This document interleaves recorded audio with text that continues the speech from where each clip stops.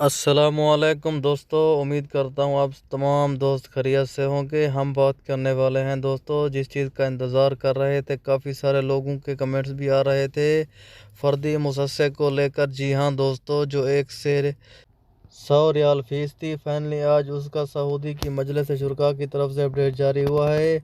इस वीडियो के अंदर आप दोस्तों को बताने वाले हैं। वीडियो अच्छा लगता है तो वीडियो को आपने लाइक करके चैनल को सब्सक्राइब कर देना है।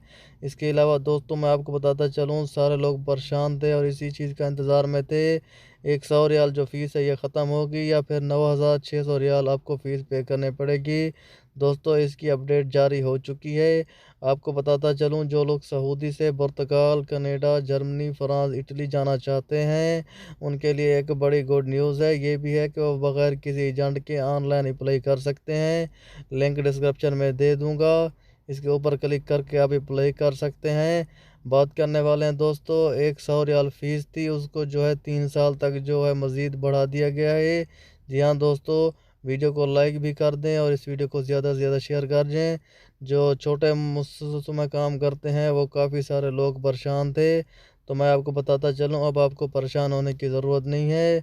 इसको 3 साल के लिए जो है एक्सटेंशन मिल चुकी है। अब 3 साल तक आप जो है 100 रियाल ही पे करेंगे। इसके अलावा अगर आपकी कोई और भी सवाल हो तो आप कमेंट्स कर सकते हैं।